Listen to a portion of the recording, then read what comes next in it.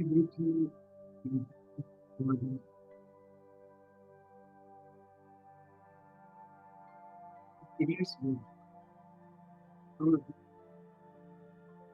We can't hear because of the music, I believe.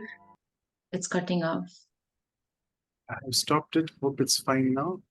Yeah. So, today's workshop, particularly, let's look at this value from a more deeper spiritual perspective.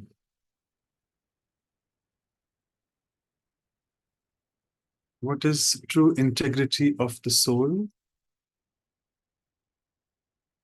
And I, the soul, in my behaviors, thoughts, and words, to what extent am I integral? So, from today's workshop, let's explore this. And as always, welcome all of you. We have less participants so far, but we always start with few of them and then the numbers increase. So, thank you for ones who have joined on time. So, we won't wait more. And thank you so much for the entire team of facilitators, the translators, and the recorders. Thanks so much. We have Sister Anu from the West Coast and Sister Denise also from the West Coast of Canada, Vancouver, joining this time. So thank you, both of you. Let's go further. 97. It's been a long journey.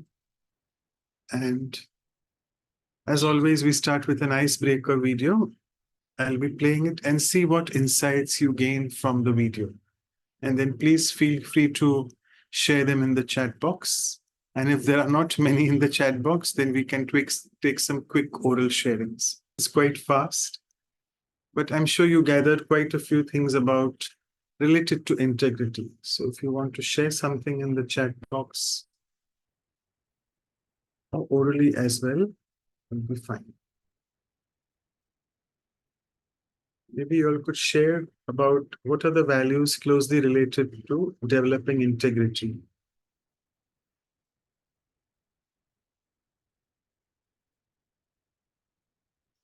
Total silence, very scary.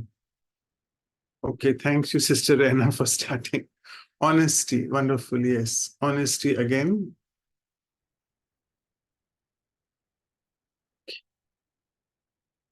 I would also include truthfulness, purity, and transparency. Just a thought came that transparency was lacking in all of them.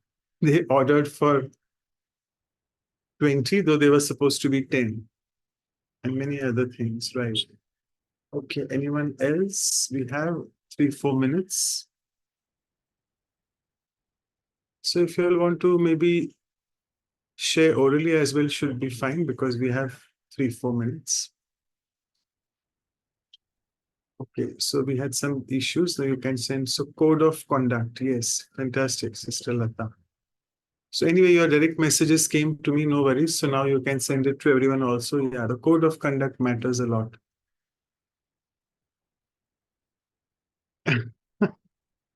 Yes, BK Michael is saying it was too fast to integrate. I know, I can understand. Yeah, I didn't have any means to. Nowadays, we have these 1x, 2x. I don't know whether we can go to 0.5x and make it the speed slow.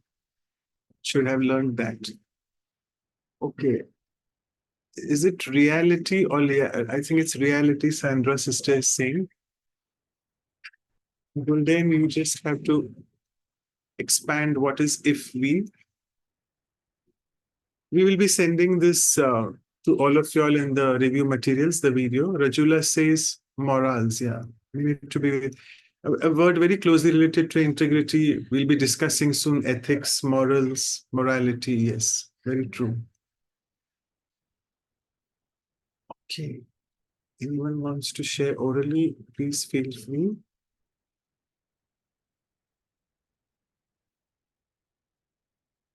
Right.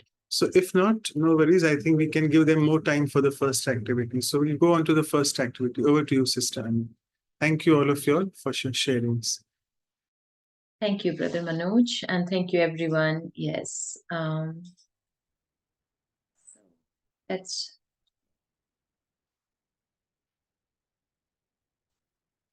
Integrity is such a important value, as we saw few values, morality or loyalty. These are all very important, and it is the inner integrity that matters the most, because that is what makes us feel peaceful or happy and clear about what I have to do. So the first exercise, as we always do, we will reflect on the qualities of an integral person. So for that, we will think about around you at home or workplace of a person who shows that integrity in him or her that you have experienced. So let's take 1 minute to reflect on your personal experience with a person of integrity at home or workplace. Who is that comes to your mind around you, who shows that integrity, who shows that having the integrity in himself or herself? And then let's gather what are the qualities that person shows. So what are the qualities of an integral? So we'll take a 1 minute, and it will be in silence. I couldn't prepare the music, so take a minute to reflect on this question.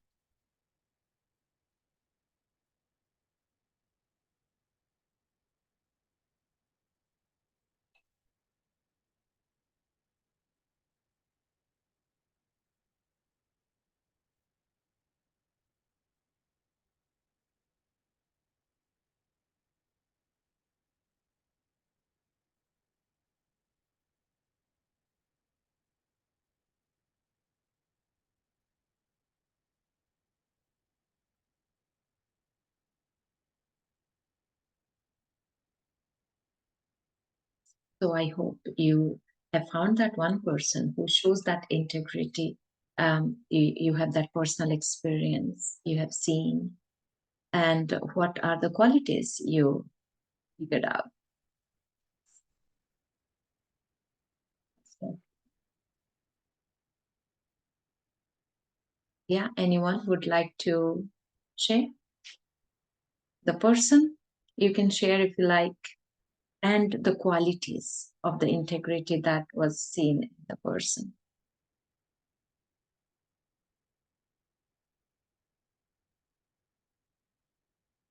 Anyone would like to unmute and speak?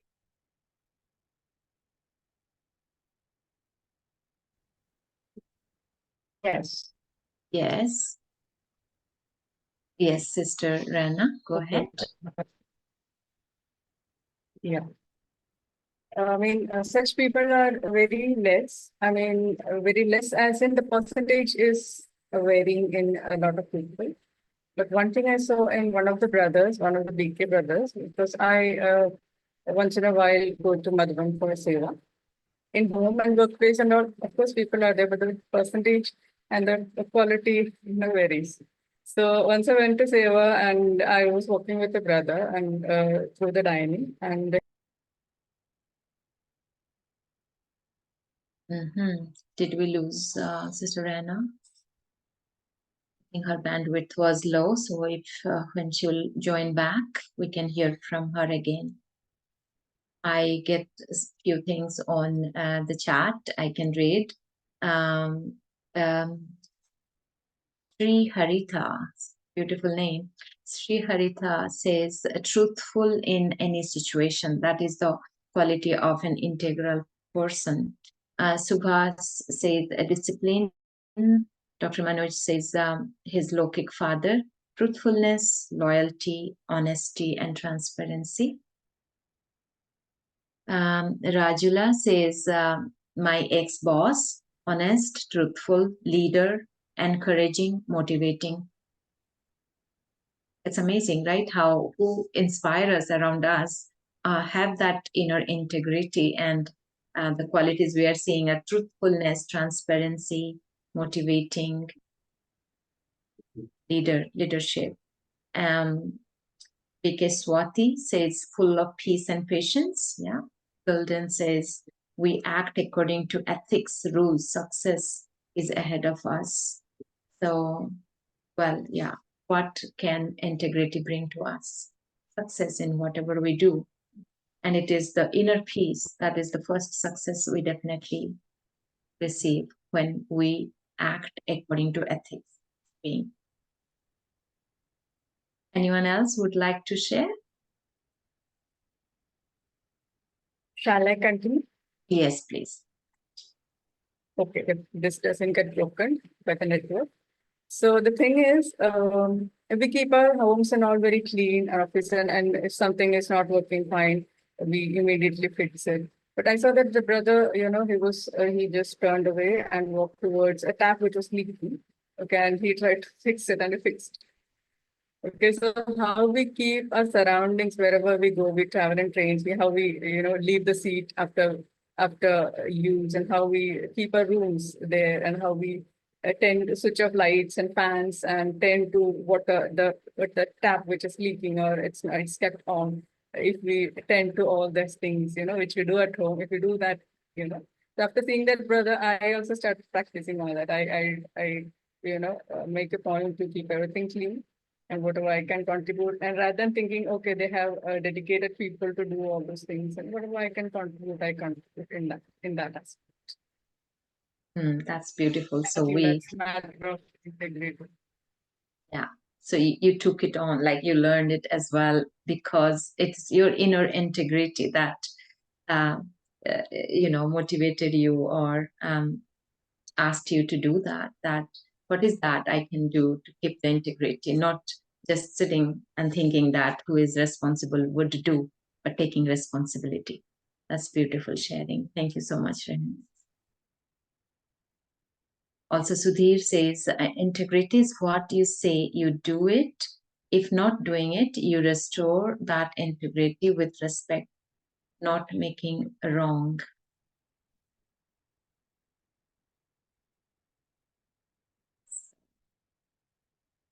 Yeah, maybe Sudhir, you can share and make it more clear. But yeah, I understand you do what you said you will do or not do. By not doing, you're restoring the integrity that something wrong shouldn't happen.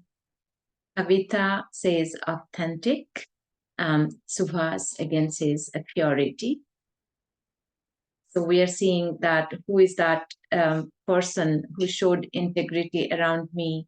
What are the qualities the person reflected or anyone else would like to share? We have some time today.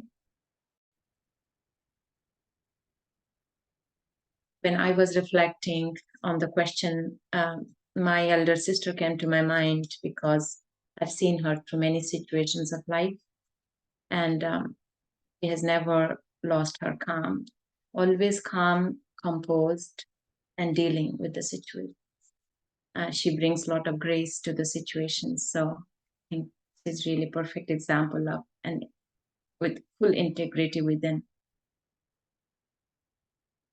So anyone else would like to share?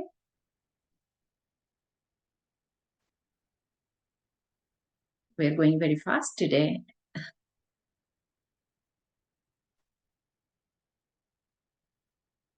I think it's the effect of the video, which was very fast. Could be. So maybe, Yeah. So Michael, brother Michael is sending a message. Would you like to speak and share something? Michael, Okay. brothers. Yeah, okay. When you imbibe knowledge deep enough and you live with the knowledge, and you interpret the world and situation with knowledge, then you can keep this integrity, because it is the knowledge which will lead you, to act according to obviously the true knowledge, which is the wisdom, so you will keep this same type of personality or integrity, as we can say. So I think it's a question of really achieving a level of knowledge which allow you to act accordingly. I would say like that. Mm-hmm. Yeah. So as you have written, when knowledge is deeply integrated in the soul, then there will be integrity. Yeah. So, first of all, spending time on understanding the knowledge, loving the knowledge so that it goes deep inside me, so that I can live my life according to the knowledge. When that stage comes, that is the integrity we have achieved. Beautiful. Thank you so much, Michael, brother. Anyone else inspired to share qualities of integrity you have seen in someone around you? Hi. Hi, I'll go Hello. ahead, Sina. Yes, Sanem, go. I'm so sorry to have missed the video, but when words or terms like honesty and integrity come up, always Sanem thinks of consistency and not to fluctuate in the actions. It's also a quality that belongs here, which I would love to share. Thank you. Thank you so much, Sanem. Consistency, beautiful. Yeah. If you are integral person, you will be always consistent or the same. Somebody shared that as well. In every situation and act with maturity. Anyone else? Somebody else was wanting to share, right?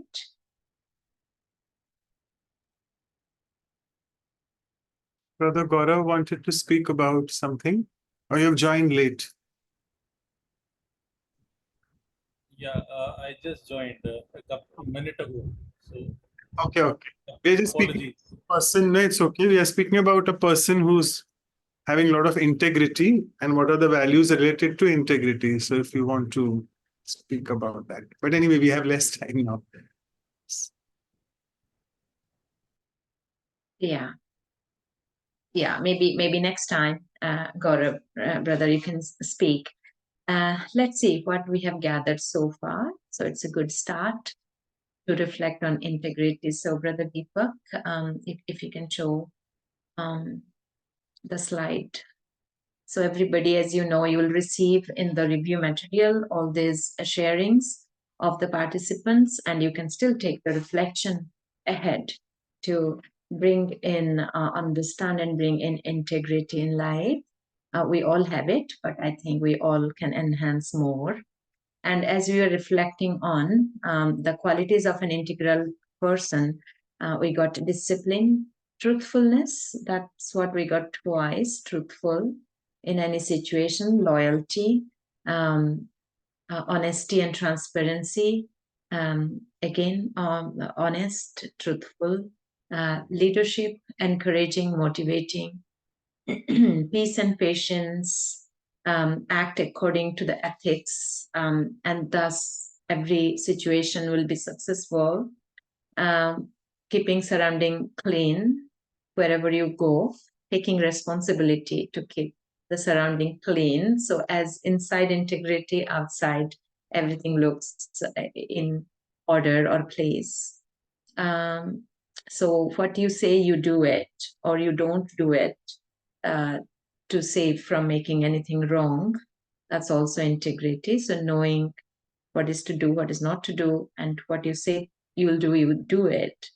Authenticity, purity, attention to details, calm and composed, and the knowledge, spiritual knowledge that we love or deeply take in, we should live our life according to that knowledge is integrity. And consistency, avoiding fluctuations and acting with maturity. Beautiful sharings. Thank you, everyone. So let's move forward to the next. And yeah, there are two more sharings, but anyway, if Gloria sister can translate later, we'll see. But Karthik says confidence and courage builds inside you. Now I'll hand it over to Pradama for the meditation. So wonderful. Thank you so much. And I forgot to say that this episode, this workshop, not episode, is dedicated to our very, very dear previous administrative head, it's Dadi Prakashmani, an icon or epitome of integrity. We'll be having a silence retreat tomorrow as well in her memorial day. But this episode is dedicated otherwise to her, this workshop. So, okay, so we have more time for meditation today. Let's begin. Let's sit back. I won't be having any music. It will be silence because otherwise I cut off. So let's sit back, take a deep breath, and focus on this conscient energy, the beautiful energy that I am.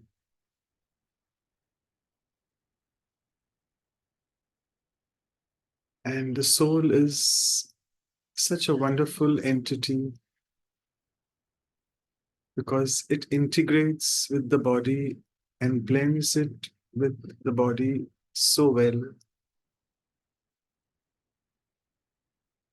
that we often misinterpret ourselves as the body.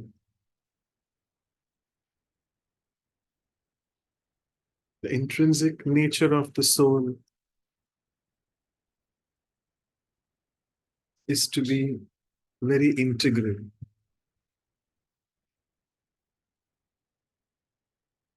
Thereby forming the entire ecosystem of the body and helping it to function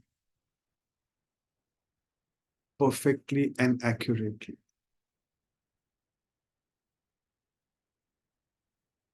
So on a physical level, I, the being, the soul energy,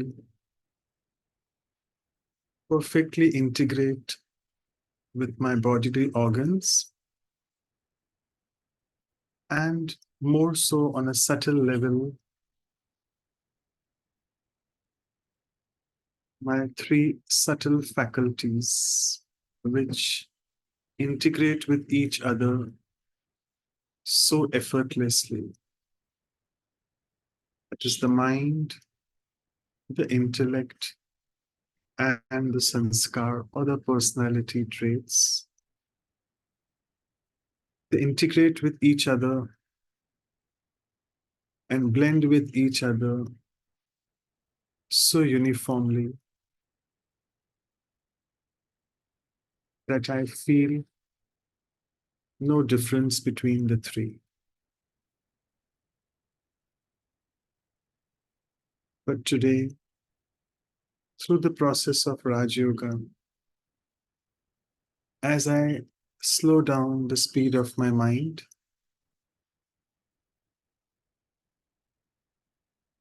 I can truly understand that the mind is the thinking faculty, the intellect is the decision-making faculty, and the personality traits or sanskars are indeed the action-making faculty.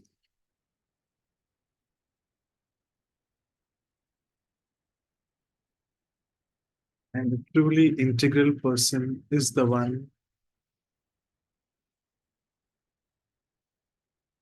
whose thought, word, and action are in perfect sync and harmony with each other. Whatever I think, I speak, and I do.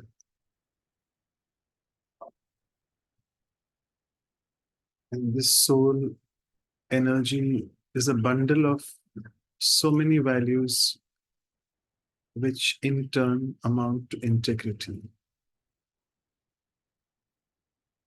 My truthfulness, my honesty, my transparency, my authenticity and genuineness, all these amount to my integrity. And as we started the workshop, we asked this question, asking oneself again, am I truly integral in my approach to everyone, irrespective of their behavior towards me, and irrespective of whatever their position, caste, creed, so on and so forth. And as we move ahead into the action planning activity today, let me ask again myself, what is it that I can do more to enhance this value of integrity in my dealings with everyone? So with this, we'll come back and stop sharing this screen. And I would now request Sister Denise to go ahead with the next. Thank you. Thank you, Dr. Manoj, for that beautiful meditation, and Sister Anu, and for everyone here. I think that we must all be feeling that integrity is a very elevated value that encompasses so many other virtues and values that we're trying to imbibe in ourselves. And we've looked at it in a general cultural way last week, especially, and in how it appears in our personal world, in particularly special souls that inspire us. So now we're going to go deeper into how to enhance integrity within our own selves. So we're going to do a reflection exercise for about 1 minute to think about what spiritual methods can we adopt to enhance our personal integrity. So let's take 1 minute to really think about how to make integrity integral to our spiritual lives in a practical way. So what spiritual methods can I adopt to enhance my integrity? We'll just take a minute or two to think about that. Thanks.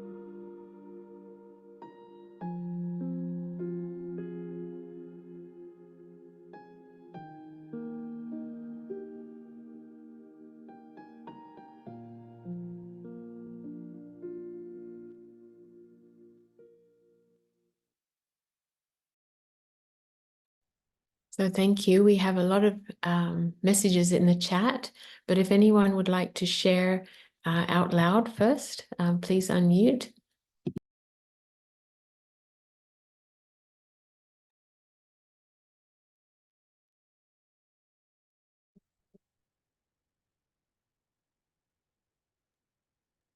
Okay, I I'll think read. most important Go is ahead, Senam. Thank you.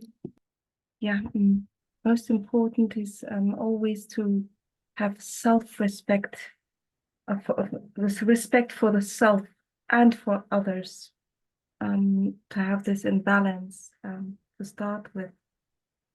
Yeah, thank you. Right, that's beautiful. And there's a lot in self-respect, right? And respect for others. Shall I? Yes, please. Okay, see, there are very obvious things, which is the gross things, and like how we manage a home or the center or the business or a workplace, everything is there.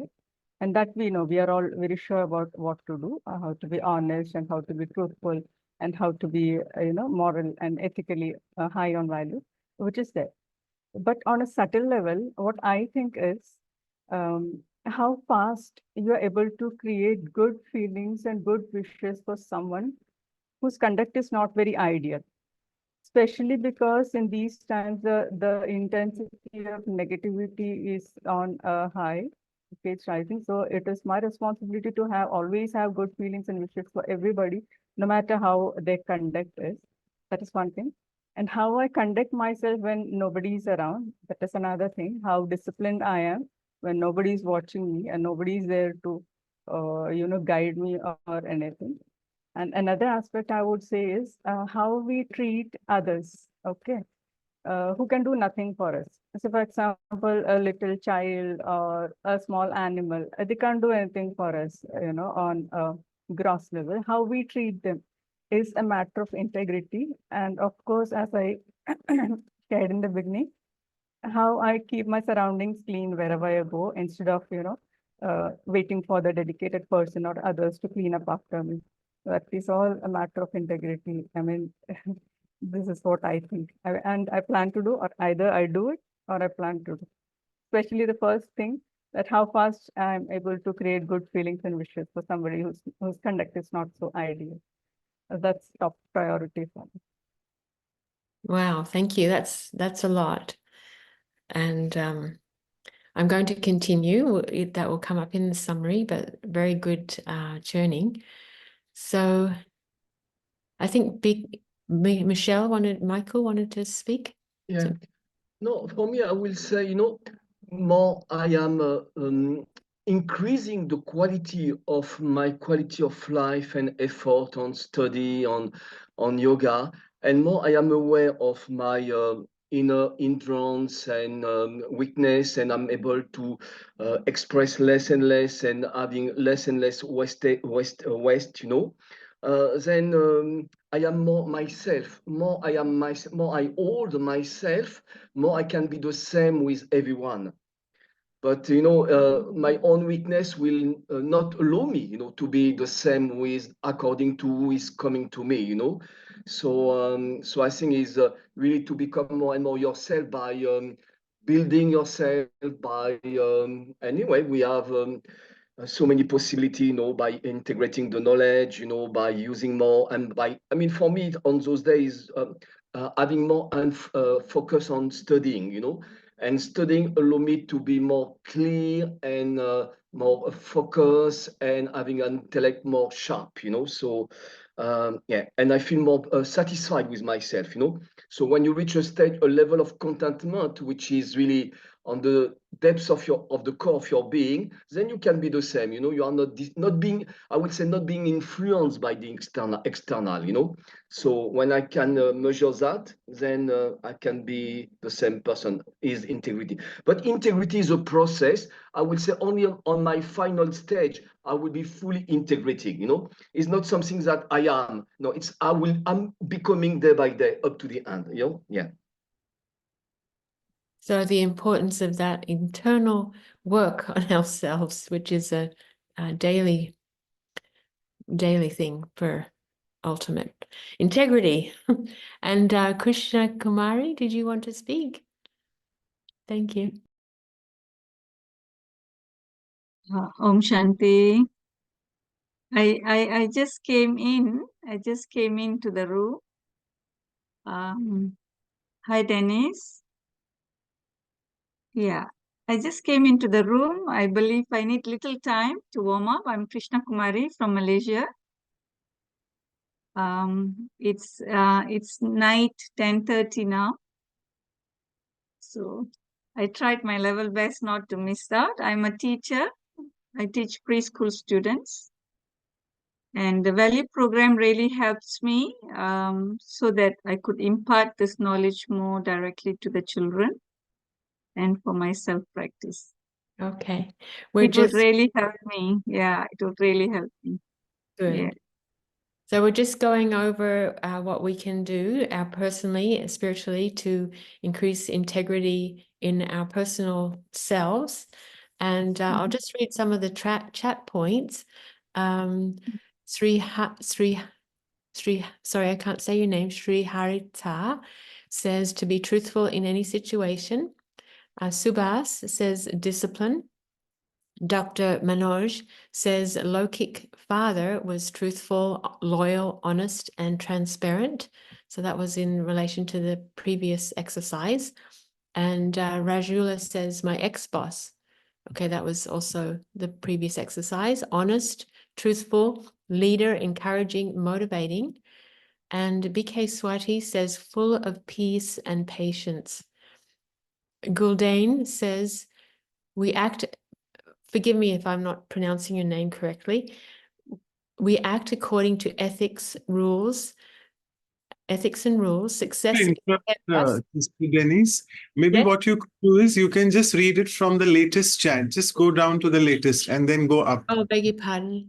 Previous ones, yeah. So just do that, yeah. It'll be Okay, easier. sorry. I thought I was on the latest because loyalty came up twice. Okay, Down, right at the bottom, and then start from there up. Yeah, that will okay, be easy. sure. Yeah. Okay, in soul consciousness, sit in solitude, detached from the self and worldly matters.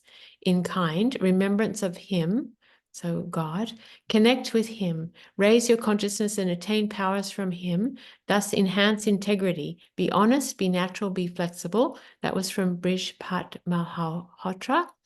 And Sanim says, being in control of the thoughts and filtering out waste in a second that influence our emotions and health. Dr. Anu says, stay more in silence and stay in a higher consciousness, i.e. beyond being just my role, and then I can observe everything without judgment and have respect for all. So that will be inner integrity for BK Dr. Anu. And Anil says, truth, transparency, sanskars, practice, and respect. And Lara says in Spanish, I can't read that one. And Guldain says, having harmony between our sense organs and with the others around us. Sudhir says, discipline in thinking, think before we make a promise and do not overcommit. And Galaxy, somebody there says, practice my values to progress. And acceptance, respect to self, others, and the drama. More time for self-respect and me time, personal solitude, will help me develop my integrity. That's from Dr. Manoj. And Subhas says, by focusing on your inner being. Kartika says, confidence and courage builds inside. And more Spanish. And BK Michelle, when knowledge is deeply integrated in the soul, then there will be integrity, which is very beautifully said. So I'll now hand it over to, I think my time's up. Is that right? Maybe Brother Deepak can show what is that. Yes, All thank shared. You can wrap it up. Yeah. Brijpal Bhai wants to speak something. He's unmuted. Go ahead, Brijpal Bhai. Yeah. Let me say that integrity is the royalty. It is the purity. And it is very difficult in this world. I remember one point, once the Britisher was asked, what should be the qualities of the person to become a judge?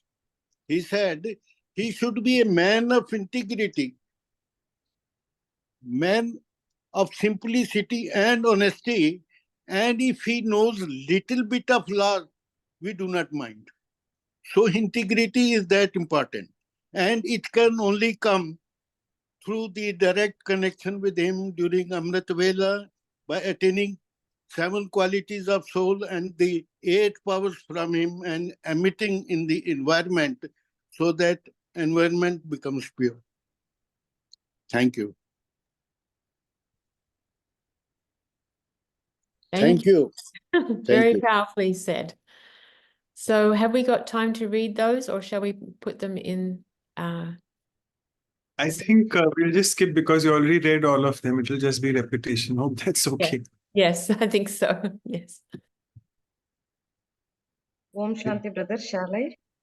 Yeah, but go ahead, Kartika. Go ahead, yeah. So, brother, I think it's too challenging in this world. So that is, in cases we know what is correct. Actually, it's going on in a workplace and all. But if some people, maybe our boss is doing something, we are not in a situation to open that. If in a situation where we have to speak out, if we are in speak out, then they will think wrong of us. No? So in many situations like that, we can't. I'm not telling lie. I'm not going to speak shut. I will be remain shut in such places. So is it integral that time? I am keeping my integrity, or I am away from that place. Well, wonderful question. Since you have asked me, I have no authority to answer, but I think if I don't get disturbed, that's being integral towards self. That is good. And I think silence is always golden, it's said. But because nowadays in the world which we are around, we know it's the very fag end of iron age, and people will not really like it if we say anything. I think at a subtle level inside, what we are taught here at Brahma Kumaris is keep yourself safe and also have let your vibrations towards that person be good enough so that the question, okay, Sister Olga is saying that what the question was. So the question was very interesting one. I think we should ask our speakers who will be coming, joining us soon here. But the question, Sister Olga, was for the benefit of everyone that if at workplace, my boss is a person who is not of integrity, and I can see that very clearly, what should I do? Should I tell him? Should I be silent? And if I'm being silent, so it is in one way, am I not being truthful towards the self? That was the question. So in one way, it's a good question, but I think there'll be many aspects to it and many people will have different answers. So let's wait for the answers from our speakers. And I can see more participants now. So let me just share the screen and go to, this question was actually covered partly also in the summary sharing, which I'll be showing you all. So let me just go there directly. So here we are. We had our two senior Raj Yogis from the land of Brazil, Sister Luciana, who's the national coordinator, and Sister Juliana, who is being the center coordinator from Minas Gerais. Hope I'm pronouncing it correctly. So they share actually, excuse me, they shared actually quite a few real life stories from their personal experiences, which was really very inspiring. And sorry to say, we are not covering those stories here because it may be very difficult to go in each and every story which they had to speak about. But just a gist of various aspects of integrity. So I would first refer to the third point, which Sister Luciana very categorically mentioned, that there are 4 dimensions of integrity. First is the legal, second being moral, third is ethical. These 2 words came up in the sharings as well, very well brought out by the participants, and spiritual. So the first one, legal, is where we are bound by the laws of the land. Like even if I will say driving on the road, we have to follow some driving rules. So whatever is the law of the particular land or of that particular department, we have to abide by that. So that's something what we call legal. And if I can add here from our medical perspective, we call it medico-legal, whereby everything what we do in our workplace as doctors or nurses or healthcare practitioners, we are bound by certain laws. We have to abide by those laws. And if something goes offshoot, then it can become what we call a medico-legal case. So that is, again, that demands that your integrity should be intact for that. So nowadays in India, I mean, I don't want to go in the details of the news, but quite a few things are happening from the eastern part of the world, eastern part of the country, where a lot of chaos is happening. And finally, it's found out that the principal of that dash medical college is not a person of integrity. So, well, I won't go into those details. So that's legal aspect. Second is moral, and it differs from every country to country. Different cultures have different moral values. So moral values in one way are different. Third is ethical, which again comes to many professions. So we are also bound by our ethics in medical profession. And we also, as we graduate, during our internship, we take this Hippocratic law, the law of Hippocrates, we say, that we will be ethical in our practice. So that is telling us what is good and what is not good. And finally, if we look at a very higher level, which we are planning actually from this workshop to take away, is the spiritual aspect. That is, what is my dharana and what is my dharam?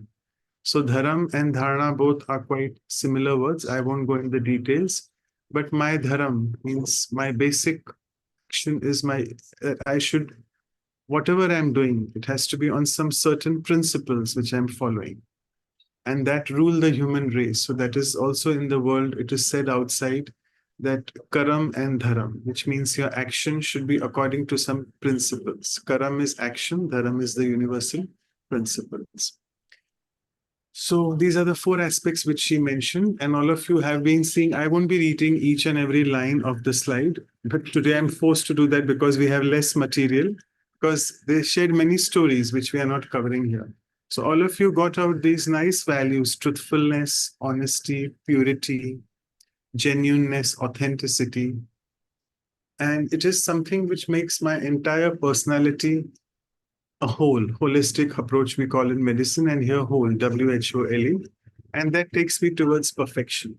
At Brahma Kumaris, we are taught about the golden age and the perfect beings, the 16 celestial degrees. So these are those beings who are what we say very pure, and pure in everything, in their thought, word, action, purity related to the bodily purity, what we say, and so many other aspects.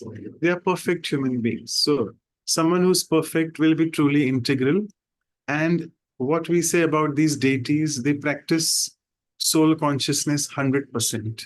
We are just in this, we are just trying to learn soul consciousness and practice it, whilst those deities are purely soul conscious. So someone who is 100% soul conscious, his natural nature is integral. You don't have to think whether I should be integral or not, whether I should speak lies or not, because you're already so truthful in your intrinsic nature. And another word they touched upon was being straightforward. So nowadays, I think this relates to the question which Sister Kirti was asking about, should we be straightforward? We have to be very Alguien careful. estaba preguntando. Okay. Right. So there was some translation glitch. Yeah. So it's very difficult in nowadays world to be straightforward because we don't know what people's intentions are. And it's better to be silent rather than speak about. So we have to really be very choosy and be careful in what we speak about people. Let us try to clean our inside about however people are. And it's better not to speak. So being straightforward, they said, is a rare approach nowadays, and that's a sign of integrity as well. That's what the sister was mentioning, Kirti. But it was a good point which you raised. Thank you, sister, for that. And perfection, that I have to reach my optimal standard also is integrity. Like all of us on this spiritual journey, we are all moving towards our perfect nature. And again, integrity is a value which helps us in doing that, going towards that goal of ours. I think this is again a bit of repetition, but values related to integrity, you all have said all of them. A few other aspects was people covered self-respect. So again, my inner conscience, which we say closely relates to the intellect, my buddhi. So what is my intellect doing? What are my decision-making? How is my decision-making capacity? All that also comes and closely relates to self-respect. And here we have to remember the karmic philosophy that whatever goes around comes around. So I have to be very careful in my karma. And karma not only means action, but even at the thought level, what am I thinking about people? For example, again, taking that example of the sister, she mentioned about the boss. I know my boss is not integral. But the moment I look at him or her and I constantly create that thought that you are not integral, it really is a very negative thought which I'm passing all the time. So, and I'm doing more, my even every thought is an action. So I need to really take care of my thoughts. I need to really remove all that junk, how he or she is. I need to create good wishes and pure feelings. And that will ultimately radiate in the surrounding. And that's what at Raj Yoga we are taught that if your thoughts and attitude, if you can change towards people, it will influence your vibrations around. That's what radiates. And then the atmosphere around you, in Hindi we call Vayu Mandal, that becomes pure. Another beautiful virtue which they mentioned was accommodation, like developing the power of accommodation. And I think we covered this in the last episode and workshop just before integrity, that if I am in self-respect, I'm able to accommodate people's weaknesses. And But that way, Manoj brother, Sister Gloria is asking to slow down a little bit for today's translation. okay, I felt so. Right. Sorry for that. So the other thing was about it will become a natural way of me, integrity, if I am being accommodative. I can accommodate people's sanskars, people's behaviors, and being non-judgmental towards them. And also we spoke about honesty. We have covered in detail about honesty. And we also mentioned that integrity gives us a lot of power. And again, it helps you to take decisions, face situations, so on and so forth. This was Sister Luciana's quote, that integrity is when you are alone, but you project in your mind that you're on a stage and there are 5,000 people watching you. So it's what I do in my personal space and what I do when I'm with others. If both are same, I'm really integral. Question time, I'll take a few questions. We have 5 minutes. So these two values go hand in hand, harmony, integrity. Is there a difference? Yes, Sister Luciana said. When we speak of harmony, it is harmony with, it could be a balance and alignment. And she beautifully correlated that it could be harmony with people as well, harmonizing sanskars. And harmony brings integrity to the soul. So harmony is the process to get integrity in the self. So that was beautiful. She correlated both of them together. Next question was, what's the difference between being straight and being tactful? Again, I think this is the same thing which we were discussing. Straightforward or straightforwardness and tactfulness are slightly different. Straight means to have focus. You do not lose time and attention on things that are not important. If I take that example which we had, I don't need to be straightforward. I need to really be tactful at that point of time. So I would answer to that question would be, I have to be tactful in my dealings with other people, in my behaviors with them, and also in a challenging situation. And sometimes we use the word tactfulness as speaking false. No, not at all. Tactful doesn't mean you manipulate things and you speak false. No. Tactful is just that you make sure you don't hurt anyone's feelings. And it will come with practice. The more and more I start becoming soul conscious, I will know what to speak and when to speak and how much to speak. I think that's more important. How does one deal with people at workplace who are not integral? Again, it's going round and round the same question. And this question particularly was whether my being upset with their not being integral, is it justified? So she said, Sister Luciana, that you must let go. And again, we have to be tactful, deal with a lot of patience. And it's for my own dignity. We have to make some choices because I can lose my dignity by being very straightforward sometimes. So we have to really make sure and decide where and what and how much to speak and be straightforward. And this question was very interesting because Sister Luciana mentioned about somewhere she heard that a cow's aura is much more bigger than even a human being. So someone had asked in the question in the chat box that how can I improve my aura and how can I make it bigger like a cow? So obviously we can't make it bigger like a cow, but what is an aura? Aura is nothing but it's frequencies of my good feelings and good vibrations.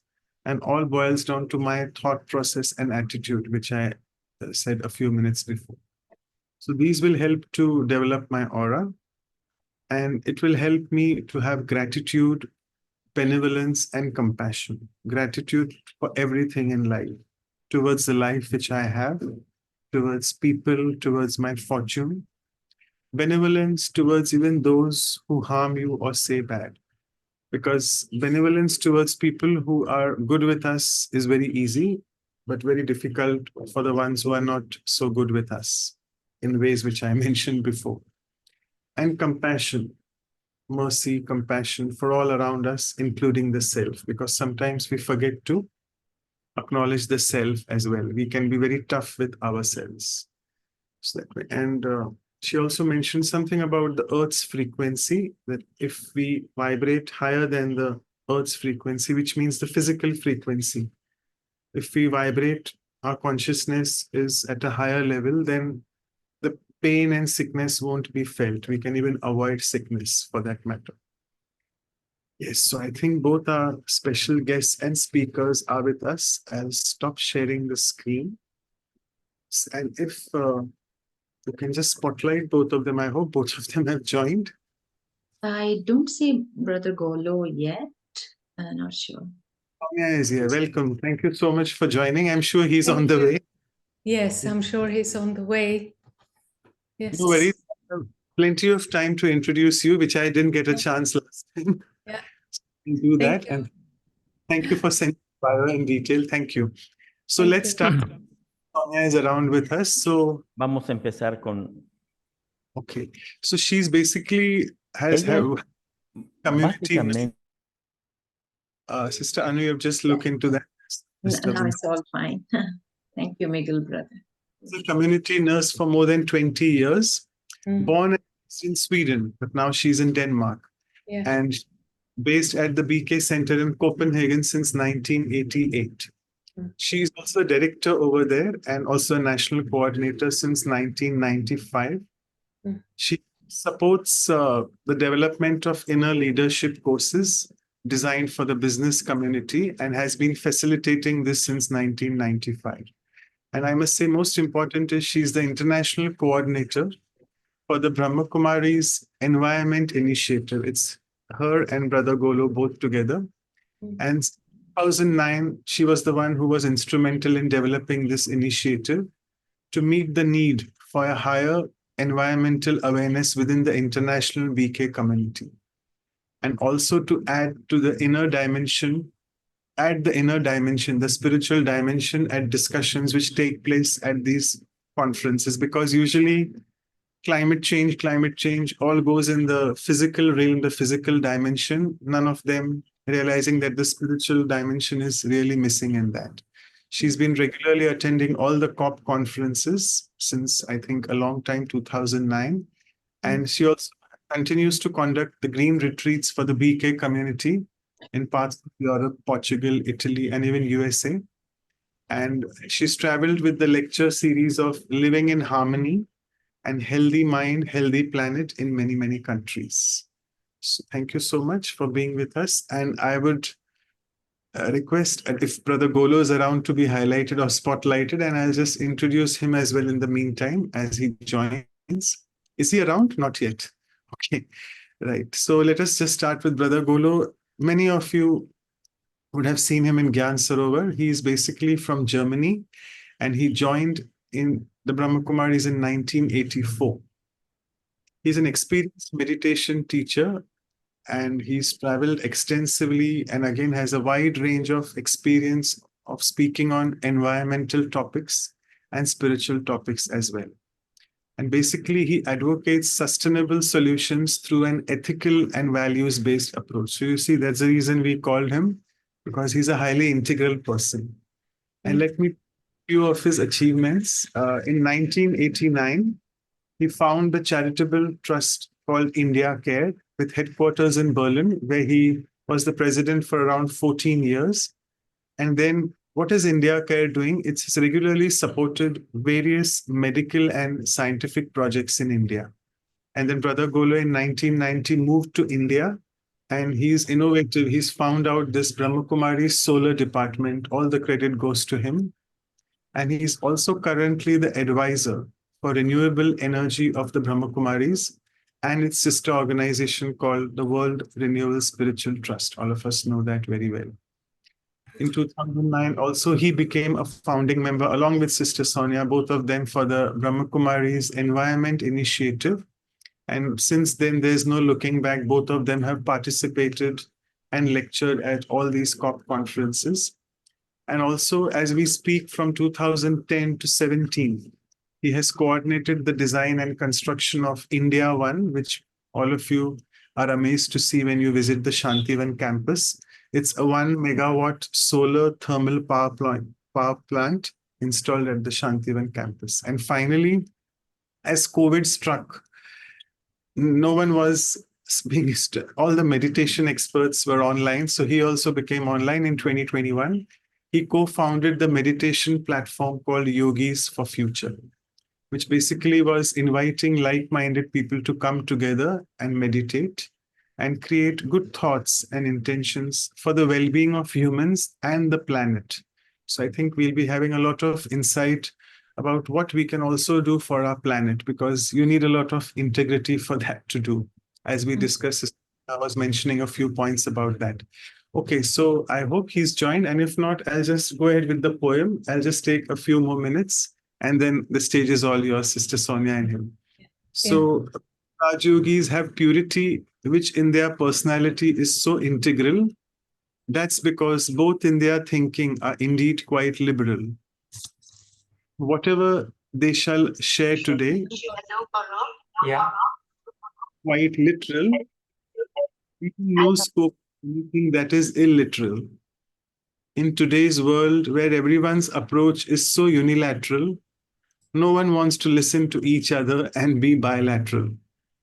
Where people mock each other even at their funeral and appear to pay condolences which appear surreal, which means false. So let's try to identify ourselves, who we are in real, so that ego consciousness goes in for the permanent burial, which means let's dissolve the ego consciousness.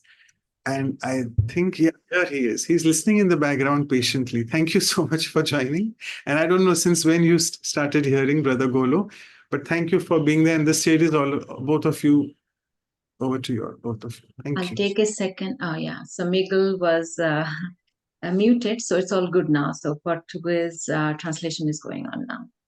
Okay, all the translators are in place, and over to both of you. Thank you. Yeah, so thank you very much for the introduction. And I listened with interest to the summary of Juliana and Luciana. And of course, integrity is such an exciting topic. And I looked up on the Wikipedia, and the official meaning of integrity would be, it says adherence to moral and ethical principles, the soundness of moral character and honesty. The core definition in AI is consistency between thoughts, words, and action. And it is actually, with simple words, an easier way of saying it is that you're on the same on the inside as on the outside. So I thought we would start by sharing some of our personal experiences and stories of integrity. And so let us start with Golo and your story. What's your experience in your personal life, Golobai? Well, sorry I came a bit late, some technical hiccup. I'm in the retreat center here in Moringen, and I'm on the Wi-Fi, and I had to go on another Wi-Fi because this Wi-Fi is a bit overloaded. Anyhow, yeah, of course, integrity is a very important topic. And I had a lot of experiences also in my life where personal integrity actually counts. And actually, I feel with getting older, I get more integer. You know, my personal integrity is increasing, and one of the reasons is I had a lot of good examples, you know, to study in detail. When I came in Gyan, I remember I met Brother Ramesh, who was at that time the financial head of the Brahma Kumaris. And Ramesh Bhai was in Bombay, and I used to visit him in his office. And I could close up sort of observe his dealings within the organization, especially with money, but also with projects, with properties, with procurement, and a lot of dealings and wheelings of projects and things. And I learned that integrity is very closely related to honesty. And honesty means also that you are transparent and that you follow certain principles. And I learned a lot observing Ramesh by how principled he is, you know, like money which comes in goes into the account and not goes somewhere else, you know, like these kind of things. Very, very honest to Baba, very honest to the organization, very transparent.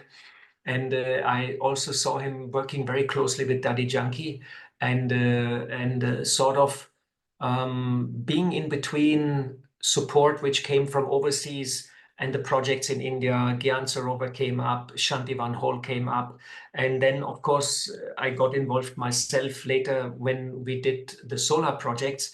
And a lot of money came from Germany, many crores.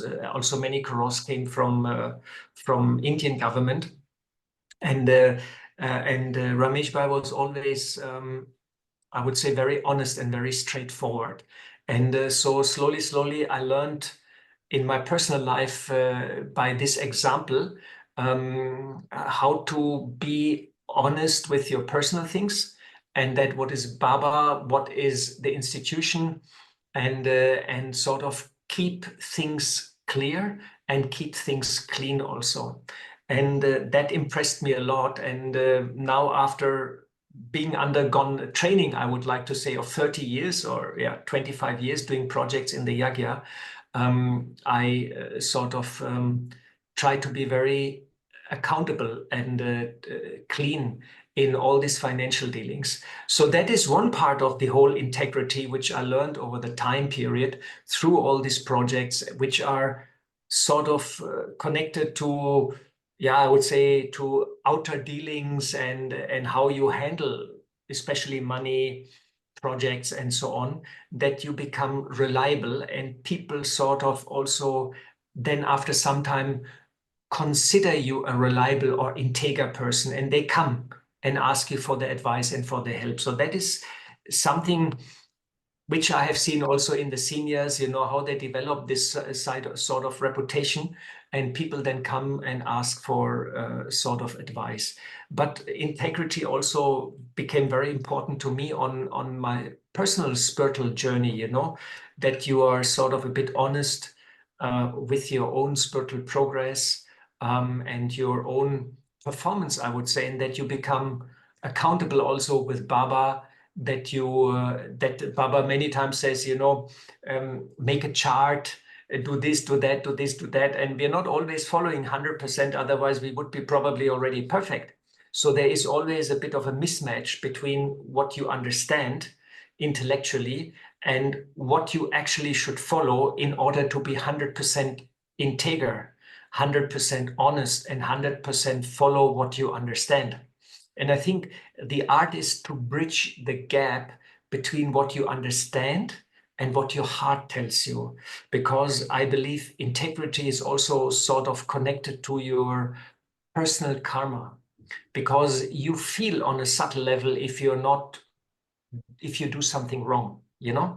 And you know, you do something and you feel, oh, that might be not 100%, but you just do it, you know, because you might have done it before, or you might get some benefit or something out of it, and you're just doing it.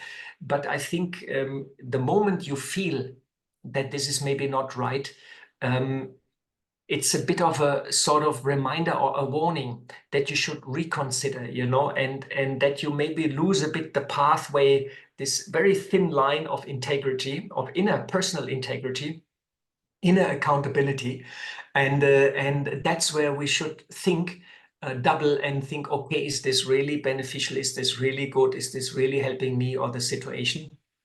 And then it is important that we sort of listen to this little inner voice, which is there, to the voice of our heart, and bring, let's say, our heart and what we understand, align them. And so I feel as Brahmins, we are all on this journey to become 100% integer, increase our integrity. And I think an angel, or a perfect Brahmin, a perfect deity, is a person which is 100% accountable, 100% clean, and has, of course, achieved this integrity. I think this is a bit my thoughts on the first track. I give back to Sonja.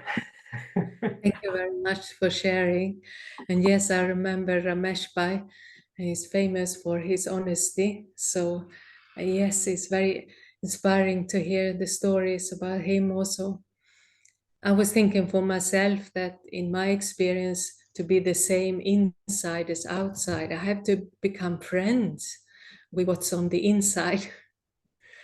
And when I have victory in my integrity, it happens in small dealings in the daily life.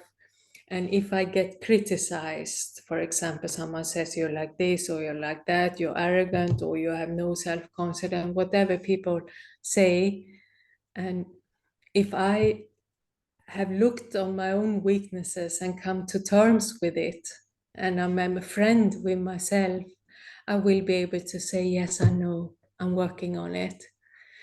And if I haven't come to terms with myself and where I'm at, I would react. I would say, you're like this, and you don't understand me, and why do you say like that? I would become defensive or angry. And then I have created an enemy or a conflict. But if I have looked at my own weaknesses and come to terms with it, and someone puts their finger in it, and then I'm able to say, yes, I know, I'm working on it. And on top of that, I would be able to even take it further maybe and say, maybe you have some methods on how to deal with it. And then I have a friend rather than an enemy. And in these small dealings, that's my victory in integrity on a daily basis. Not because I get criticized on a daily basis, but to be able to be a friend with myself in all circumstances, also in my trigger points. That's my victory in my integrity. And as we are talking here about values in healthcare, I also remembered one situation at the doctor's clinic where I used to work for many years ago. And there were 4 doctors, but one of the doctors, he had his wife as a secretary. And that created an imbalance in the relationship and power in the clinic, I would say, because those two, they became too strong. We couldn't sort of work so easily with that secretary because she also always went to her husband or the doctor to complain, and then he put a stop for whatever it was. But they had then started to criticize one of my other colleagues, one of the secretaries, and they kind of bullied him in the end. And that happened in his workplace sometimes. It's very sad to see that everyone goes on to one person. And I managed to float through this by not taking any stand. I kept a low profile, didn't say much. I didn't engage in the debate. I kept quiet. But in one staff meeting, they confronted me and say, now, Sonja, it's about time you say what you think and we have to do something. And they really got at me. And I became all red in my face. I didn't know what to say. But then I thought, okay, I told them I've been for 20 years trying not to talk bad about other people, and I will stick to my principle also today. And they all became quiet. And I said, if anyone want you to find a solution to this situation, I'm very happy to help if we can do it in any other way. And these are small things, just a staff meeting, but I was very happy with myself afterwards. And the situation didn't escalate, it just became more and more quiet, and we were able to solve it. But integrity is also to be able to stand up for your own values, even when you are confronted by it. I think that's what integrity really means. So I came to remember that little story. But Golo, you also talked about the warning signals, if and the inner accountability, and what will happen if you go against your values and integrity. And actually, the opposite of integrity would be to have a facade, isn't it? To be different on the inside from the outside. And I think we all have had periods in our lives where we had to put up a facade to cover something very fragile or vulnerable on the inside. But the consequences on the long term to have a facade is can be quite severe, and to break your integrity again and again. And Golo, do you have any experience in your own life or from other people that you know the consequences of not taking a stand, or not living up to your integrity, and not to listen to your inner voice, as you beautifully said? Well, it's for me, it's often also a battle. Sometimes intellectually, I know I have to do this, but my heart may be saying, no, that is maybe not right. You might hurt somebody. So sometimes it's a conflict. Integrity is also connected to being righteous. And to be virtuous. And to judge properly. And sometimes when you are too powerful in your judgment or your expresses, you might hurt other people. So I think part of integrity is also to have this ability to sort of integrate your understanding into the overall situation. Like, for example, I came here to the retreat place and about a month ago, or 6 weeks ago, and I saw I'm a trade person, I'm a builder, and I saw many areas where things have to be done and repaired. And I even walked on a roof and almost broke through the roof because the roof was rotten, so it was in a very bad shape. So I wrote a long mail to everybody, and I made 25 points what all has to be done. and I know I'm right, and they also know I'm right, but I also have to package it properly so things can be integrated, and you see also the other people, where they are, how much they understand, can they follow you, and will they trust you? And there is a fine balance required, where I'm still working a lot on that, to be able also to listen,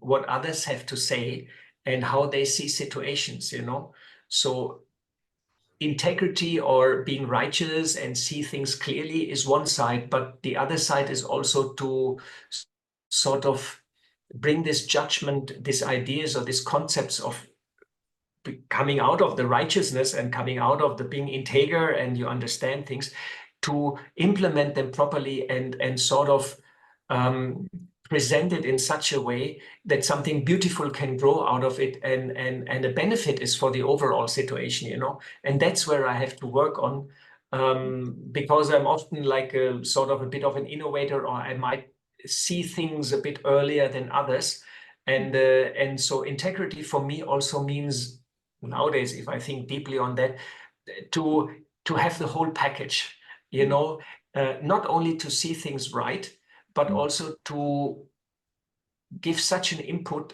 that it is acceptable for everybody, and the whole thing can grow. You know, and there's a fine balance required in the field. And well, in Madhuban, you know, it's a huge learning field. Doing 30 years projects, and often you have to deal with different departments. Sort of, you know, you cannot just do your thing, you have to get them all in the boat, you know. Yeah.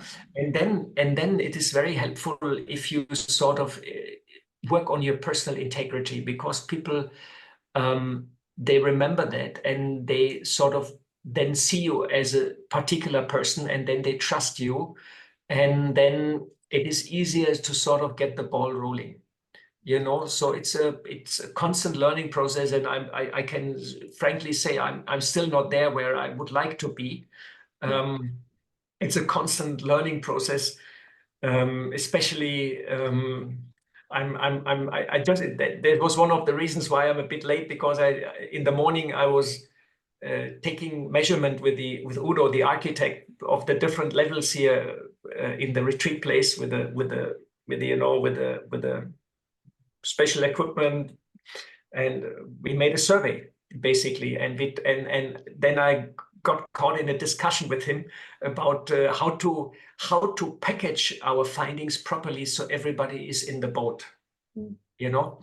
And so it's all about your own ego, how you can present it, how you can deal with different people and different understanding, and how you're able to listen also what they want and sort of get it all together. So I feel it's a lifelong, especially being a Brahmin, it's a lifelong journey. And as I mentioned before, the ultimate aim is to heal heart and intellect and bring them into one. And of course, the ultimate solution is that you go deep into meditation and connect to the divine light, and sort of allow the light to enter yourself and heal all this up and down, left and right, yin and yang, and bring it all in one. So there is no more different voices, there is no intellect and no heart, it is all one. There is no, I could do it like this, I could do like that. You are in the oneness, and whatever you do is right, and you are 100% integer. This is actually the ultimate aim of all Brahmins, I feel.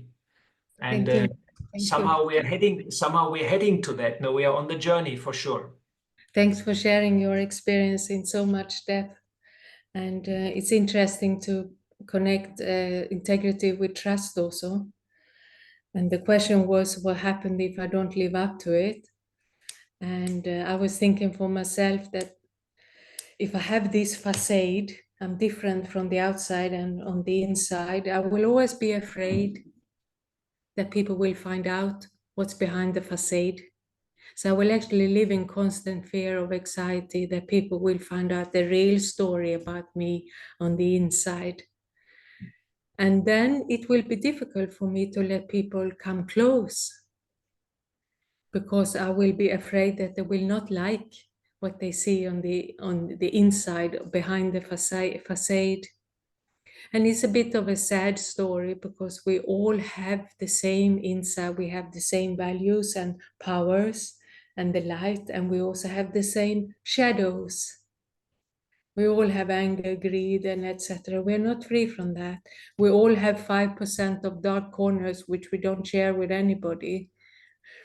And so it basically nothing to be ashamed of, or nothing to be afraid of.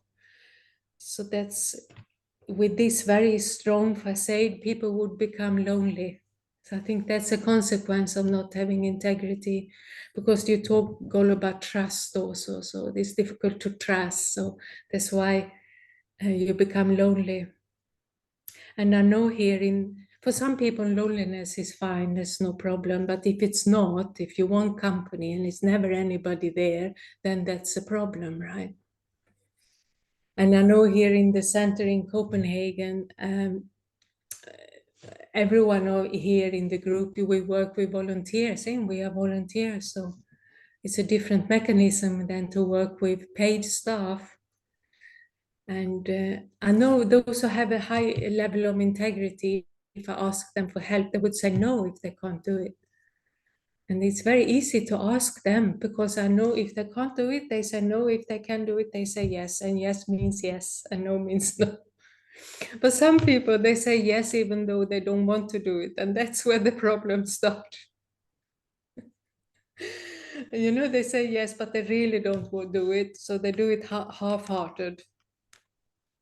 And I know a story from myself, actually, because I'm the person, if I do it full on, or I don't do it. This in between doesn't really work for me. But once I was asked to be part of a preparation meeting for some big event, and I didn't have time to do it, but I was a bit flattered being asked, and I also liked the people, a bit impressed by the other people in the group. So I said yes, and I said I will do as much as I can, but I can't do it fully. And that actually didn't work out at all. It became a bit conflict, and time-wise it didn't work out. It was a big failure, actually, my contribution to that. It was a big lesson for me, not to be flattered, but to actually live up to your standards. So I thought we could have halfway through, we could have a small reflection on honesty and trust. Just a few minutes to take a breath before we carry on with our conversation. So I will ask everyone just to take a deep breath. Maybe close your eyes this time if you like. It's okay. And take a deep breath all the way to the bottom of your stomach.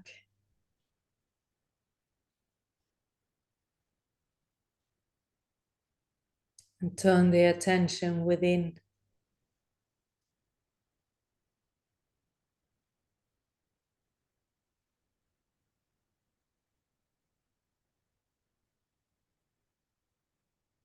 And relax.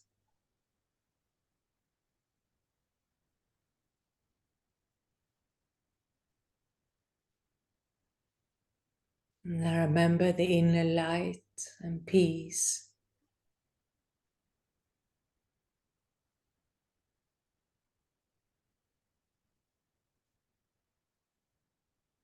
I can feel myself as a peaceful, loving being of light.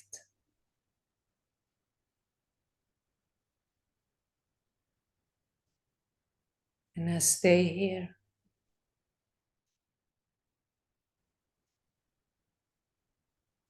I stay with these core values of mine.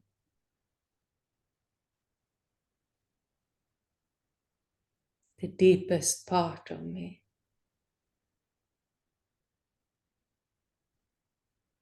Love, peace, and joy.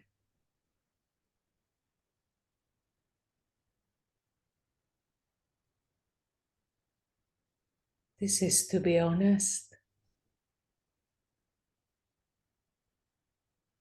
to stay, to hold on, to be what I really am.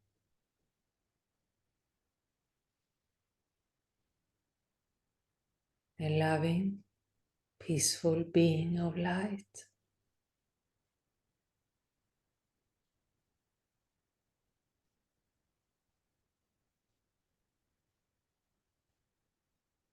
And I stick to my values to such an extent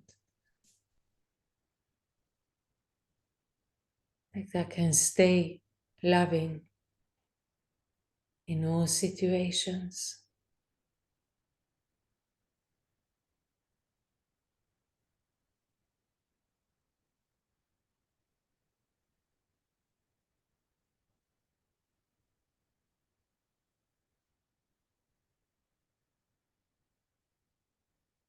I stick to my values to such an extent I can stay peaceful in all situations.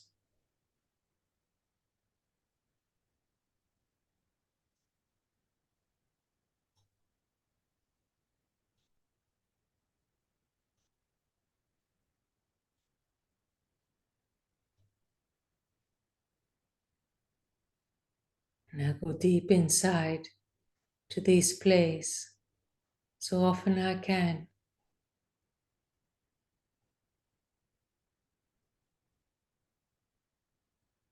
And trust will increase.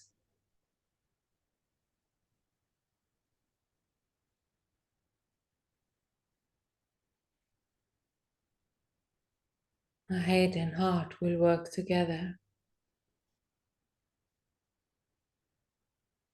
And harmony and beauty is created. And I take a deep breath and come back.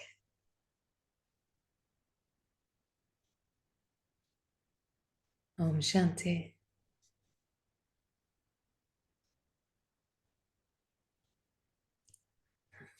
So that was a small break for all of us. I know some of you has been online nearly for 2 hours soon. And Golo, you mentioned accountability, and you also mentioned the climate change conferences. And I looked up on the internet and I see there is actually an organization called International Center, excuse me, for Academic Integrity. And they define academic integrity as commitment to 5 values: honesty, trust, fairness, respect, and responsibility. And then the underline the courage we should have to commit to those values. And as I mentioned, this academy, I also came to think of the climate change conferences where accountability, but also transparency is one of the main values. It's a very debated principles in the world of politics and also on climate change. And maybe, Golo, you can share some of your experiences and thoughts why transparency is a debated principle in the climate change negotiations and how it connects to integrity. Well, indeed, we're now going, I think, since 20 years almost to all the UN climate conference, and we have a very good overview, sort of what is going on and what is happening, and also how slowly the narrative and the discussions have changed over a period of time. I remember when we came first, you know, we were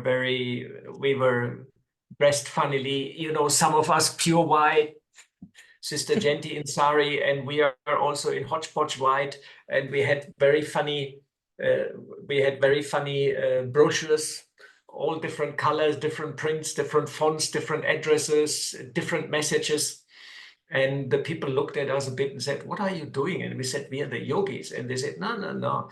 We need money, and we need strategy, and we need technology, and we fix this climate problem. No issue at all." This was in Copenhagen, 2009. No? 2009. And they sort of smiled at us, the yogis, because our exhibition was also very funny, you know, like all sorts of different, from some hand painted to some printed stuff, and you know, we just gobbled it all together.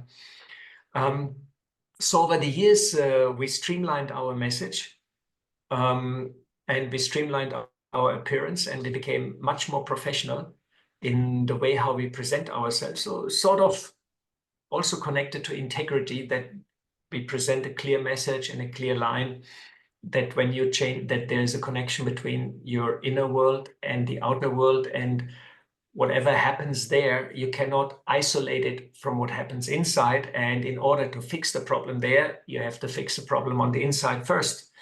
That is basically our core message, and we package it nicely. Now we have one type of brochure, we have nice slogans, we have a nice statement. We have 10 ways, nice stand. If our stand is decorated, it's quite often the most beautiful, I would say. And I like it very much. And we have the blessing cards and all this. So there's a lot of we have synchronized basically our appearance. And on the other side, we can see that the climate conferences there's more and more of a discord. You can see on one side you have people which are very integer. Quite often these are scientists, activists also, and some politicians. And on the other side, you have also a lot of people from lobby groups, which are sort of more and more sort of coming into the climate conference and take more and more space, and trying to get more influence on the outcome of the climate conference, because a lot of money is at stake. And money is always a bit a tricky topic, which sort of collides often with the topic of integrity. So they say, oh, we still have some investment and we want to get the good profit and return for the next 20 years. So can we not slow down the laws to phase out fuels and make it a bit more slow? And then we do like this and not like that. So there's a lot of pushing and going on behind the scenes. And there's a lot of hidden agenda. And it's often called greenwashing. And sort of the whole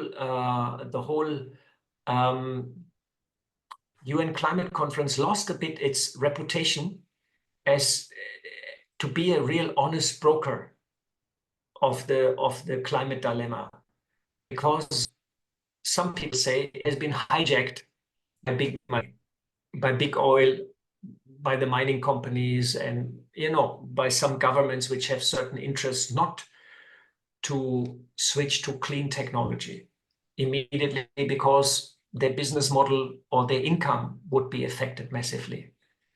So their integrity and honesty and accountability plays a major role, and a lot of scientists are aware about the dilemma.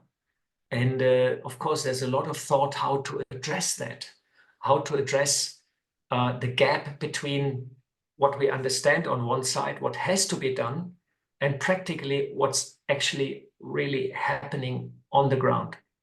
This wouldn't be such a big problem if not actually the survival of humanity is at stake.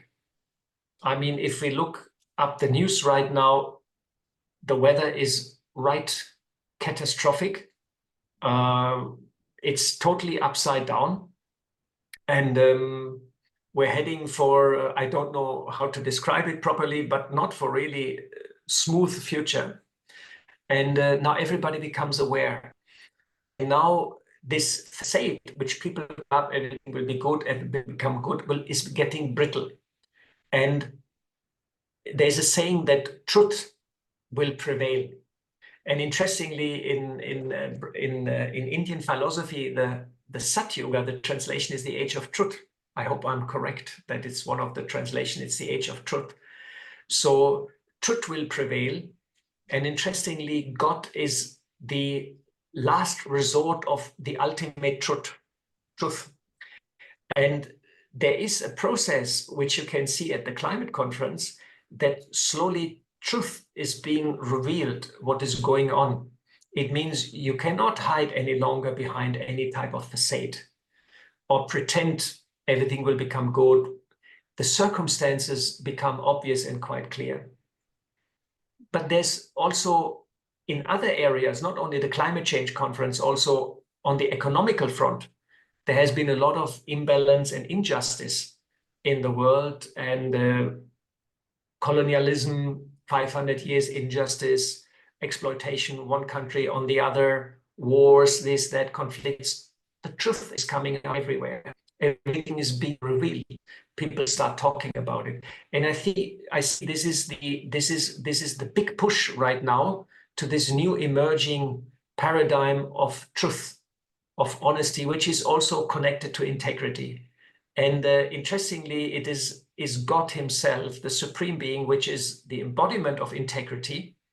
And we sort of all trust, hopefully we all trust Shiv Baba, the supreme being, totally, that he's the ultimate integrity, the ultimate person to rely on, and the ultimate person to believe on.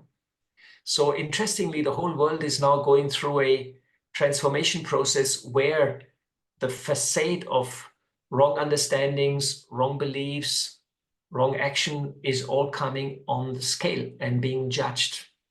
And what is not integer, what is not clean, what is not proper, it does not prevail. And the truth is coming into the light. And this is a very interesting development. And of course, for us Brahmins, it's also a challenge, because what happens in the world is reflected also what happens on our inside. So to deal with these issues, you have to deal first with your own inner world and your own integrity on the inside. And you have to settle the stuff first before you can go outside and sort of address this in a conference or sort of act in the world with integrity. So that's why it is so important to work on the self, to understand how that inner world is all the time reflecting in the outer world, that the outer world is basically a mirror. And if you are giving a teaching or you talk about truth, there's always a reflection on the inside, and there's always a connection to your inner world. And there has to be some sort of synchronicity, otherwise people won't believe you. So at the climate conference, it's a very fine balance. And interestingly, slowly, people are coming to us and they say, okay, we see you since 20 years here. You're interesting people. So what's your take on that? And what's your fix on that? So they come to us. And of course, our fix is a quite dramatic fix, that we have a transformation of the entire world, you know, a transformation, and a new age is coming. I mean, that's not a small fix. That's the big thing. That's the ultimate fix. And so, of course, also, again, diplomacy and balance is required, because you cannot reveal everything directly. So also this balance is required to feel the pulse, how much and to whom you can say what. So it's a very fine balance. But the overall trend in the world right now, if we look anywhere, is that all unrighteousness which is there, all wrong facades, they're all being pulled away. And the truth is being revealed. Because I think Baba is more and more directing his searchlight on this planet and shines the light. And the shadow is being chased away, and the shadow is the curtain. And people will be confronted with their inner truth, but also with the truth in the world. And that's a time of reckoning. And then, of course, they will look for the angels, for God's messengers. And so we have to be ready, and we have to be 100% integer. That's what I feel. Yeah, very interesting. So interesting. And you talked about the hidden agenda, right? And that everything which is false will come up. So it's better that we look at it and take it up before ourselves, before other people do. I remember actually when we started the Environment Initiative, the very first meeting we had with the seniors, and some say we can't involve in the environment conferences because we are not an environment organization and we don't live at all environmentally friendly. And because we travel too much, we use too much chlorine in our white clothes, and we don't eat this and we don't do that. But then we had a very nice discussion that we don't need to hide anything. So we start where we're at, and we move forward slowly, and we share our process with others. And I think that's a very nice way to bridge the gap, that whatever gap there is in my thought pattern, in my lifestyle, in my relationship, I'm open about it. And then I share the process of healing with others. Then no one can ever point fingers at you behind afterwards. And the last question I had for myself and Golo was about then how to increase your integrity, how to do it. And I was thinking for myself that we have to learn to love ourselves on the inside, no matter what. I think integrity starts there. And God, you talked you talked about God and so beautifully God's light and how God loves us. And I have to learn to see myself as God sees me. That's And very then beautiful. it all starts there, isn't it? And so actually negative self-talk is forbidden. And I sometimes think of my thoughts as my children. And you know, in the doctor's clinic, we have had hundreds and thousands of kids running around, and I see how parents deal with them. And most parents, not all, but most, they are very pedagogic with their children. They encourage them, they appreciate them. They make the best out of the kids with a lot of love. And if I can treat my thoughts in the same way. Actually, I work in the prison also, and I had an interesting session the other day.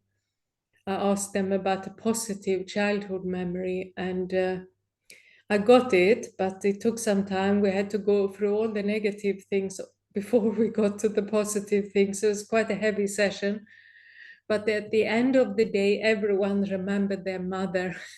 She's the only one for more than half of the group. The mother is the only one who still loves them totally unconditionally, come and visit every week, and still thinks everything will be good, no matter what they did. And if I can learn to have the same attitude towards myself, it just would be wonderful. And I think integrity starts there. So I don't know if you want to add something to that, Golo, or we open up for question now. Maybe I just share a little Yes. thought which just came in mind. Yeah.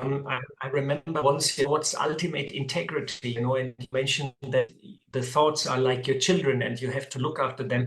And I remember one time Baba's program in Shantivan Hall, and Baba gave Drishti, and then Baba said, Baba has a very beautiful scenery in front of him.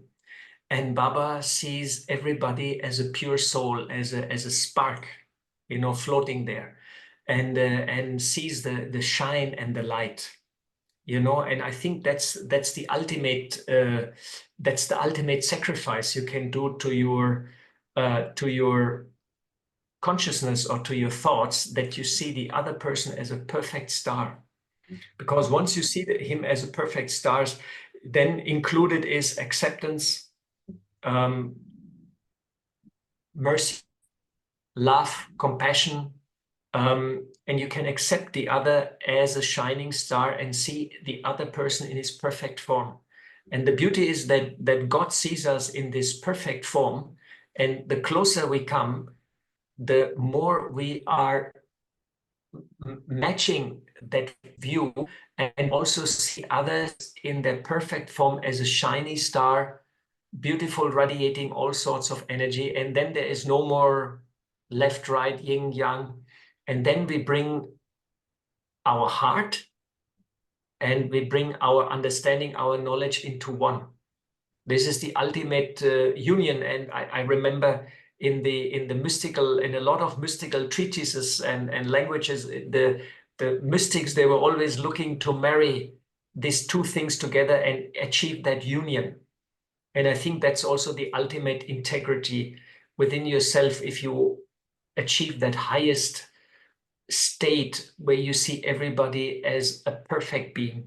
And I remember when you spoke at that scene in Shantivan maybe 20 years ago, when Baba said it's such a beautiful scenery in front of him, because he sees everybody in its perfect form as a shining star.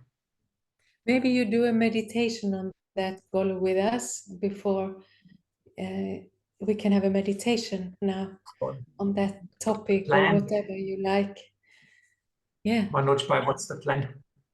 Yeah, of course. We'll do meditation at the end. There was just one question which one of the participants asked, but I think you have already answered. I'll just take it since it was asked. It's a very practical one that I covered it before as well, that she knows that the boss is not a person of integrity. and she feels that she knows about him quite a bit, should she just straightforward go and tell him that, oh, you're not being integral? Because she feels that if I don't tell him, I am not being integral with myself. So there you are. So you can just tell us. I hear your head nodding in the wrong direction. Give me the answer. So you can just elaborate. Yeah, yeah. Yeah, well, Thank you. as I said, often you know what's right. And then, of course, you can straight away say it. But quite often then you create a very forceful, powerful counter reaction of that person. You know, he rejects what you are saying. So I think integrity also means that you learn to be diplomatic and sort of use the perfect way for a yogi. And the perfect way for a yogi is that you work on the mental level, on the level of your thoughts and your awareness, and you project towards this person integrity and compassion, and then this person will start thinking himself. I remember that the daddies, when they gave advice, they have been very smart. You know, sometimes they were praising other people, and often that worked. Sometimes they were also pulling the ear of somebody, but that was the last resort. And they could do it, you know, because they were the boss and they were responsible.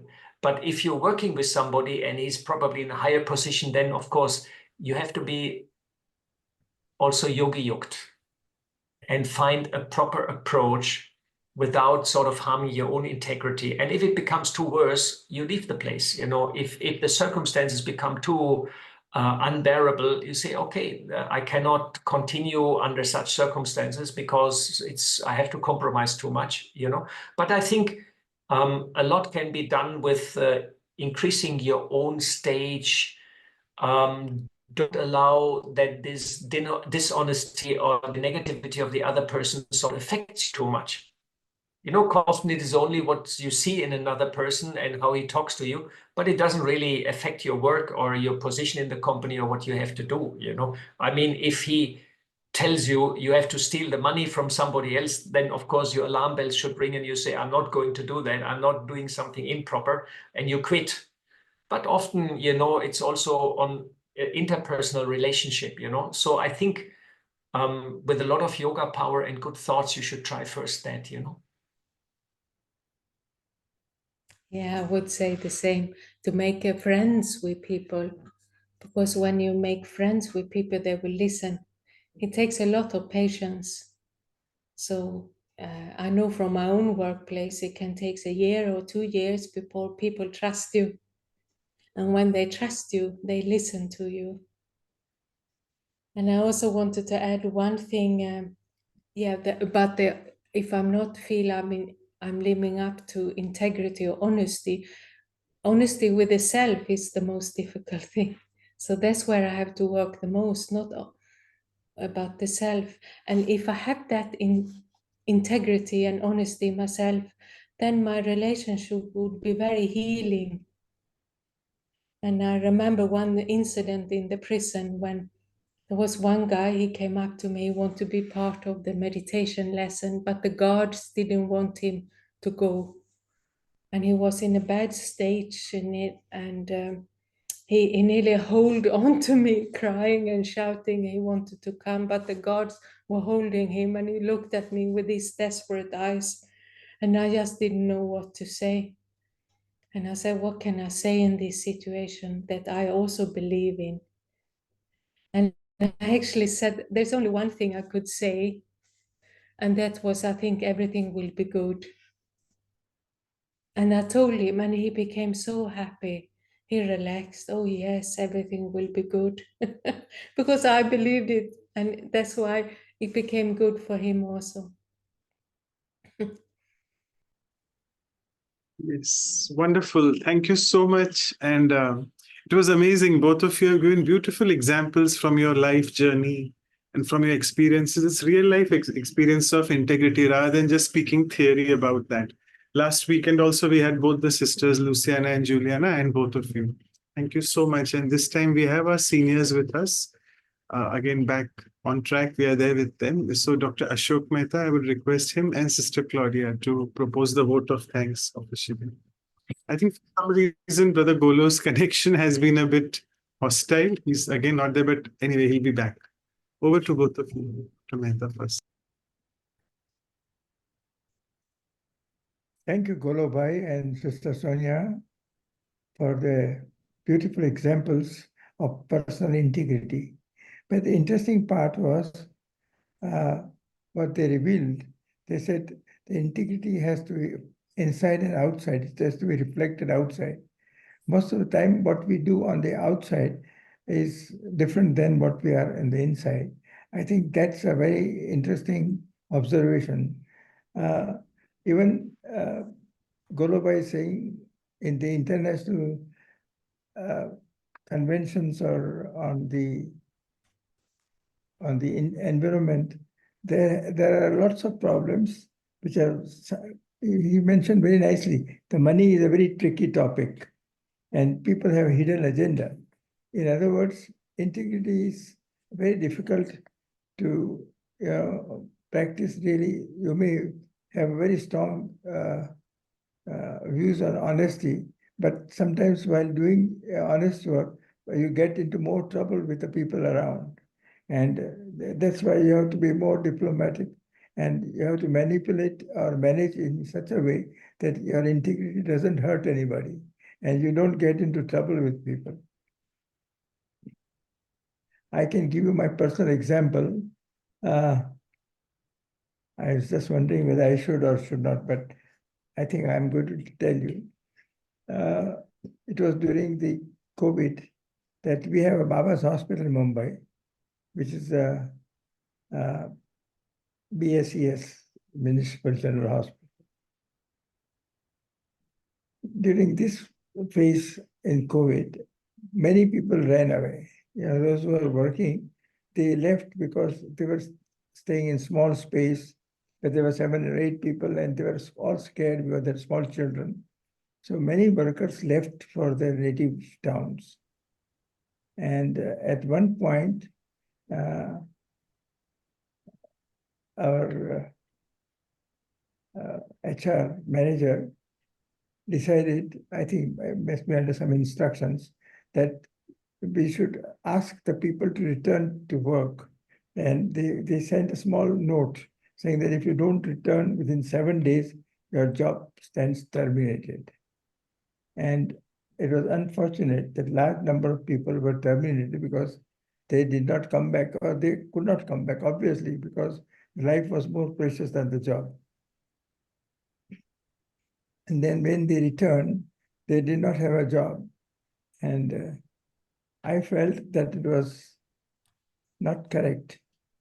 It was, life was more precious at that point of time, and we cannot punish these workers by terminating this job. And I put it to our trustees, and they said, no, whatever has been done is right. And at that point, I felt that if you have a personal integrity or personal conscience, I decided that I will not work or I will not continue as a trustee, and I resigned. I think it requires, because there was a Gandhian strict, strict into it, that if you're working with a group of people who would not agree, the best thing is you quit and you take the responsibility and you sacrifice your interests. So I think integrity also requires a lot of courage, not only a courage, but execute the courage. To say that I'm courageous is not very correct. Sister was told about an environment is a holistic, just, fairness, respect, and courage are the five parts of your integrity. I think courage is a very important part of the integrity. And most of us, we talk of integrity. When it comes down to personal levels, we back out and we do not want to be sacrificed. We don't have that courage. So I think courage is a very important part of the integrity. Truth, honesty also require a part of the integrity. If you're not able to have courage to stand up for truth and honesty, probably you cannot have integrity. So I think integrity is a many facets, multiple facets. It's in personal life, in a, in say for example, a organization like Yagya itself. Integrity is often, becomes a difficult issue for expressing yourself.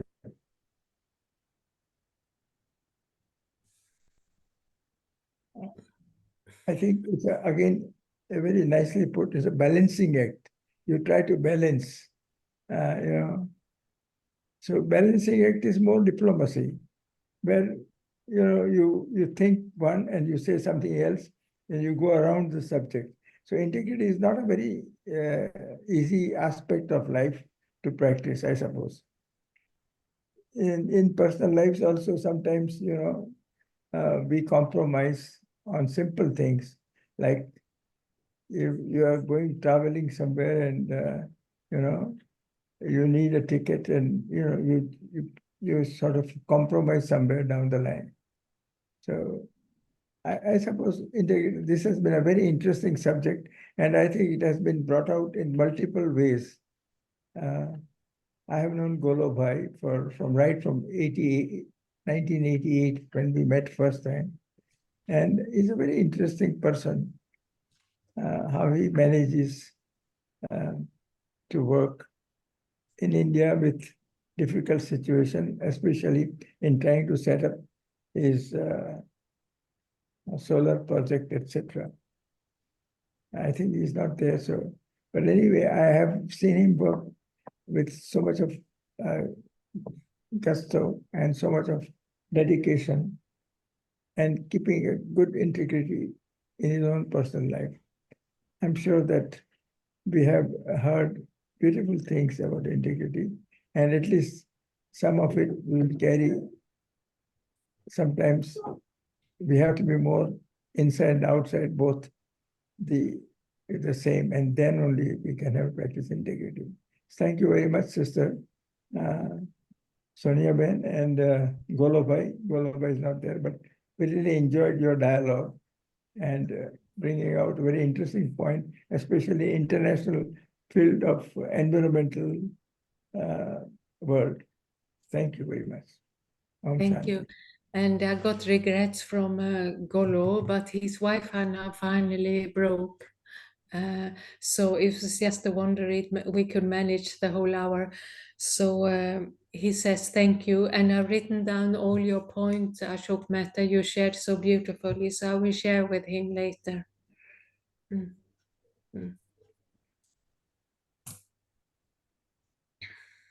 Shanti, good morning from Vancouver. Good evening for some of you, or good afternoon. So it's a pleasure to hear both of you, Golo and Sonia. And there's and a very important point is integrity when we need is, which is, and like Sonja said, is, maybe it was Golo said, is together with karma. So when we do something that's not what we feel that is right, it can be not good karma, but still sometimes we have to keep quiet depending on the situation. So it was good to see how to increase that integrity. We have to be the mother for the self. So when we are the mother for the self, we become more, speak more the truth, but in a nice way. So for example, if I see a patient who is suffering from something and they are not ready to listen what I have to say, or to hear what I have to say, but still I need to say, I have to learn how to bring the message in a nice way, because sometimes what the doctors say, they just, because it's truth, they just go and speak straight to the patient, and the patient suffer from that, and the family as well. But still we need to say, but we need to say in a very soft way, so they do not suffer. So that's the same thing with anyone who is working with us. Sometimes we say, but they don't want to hear, because they don't want to hear the reality.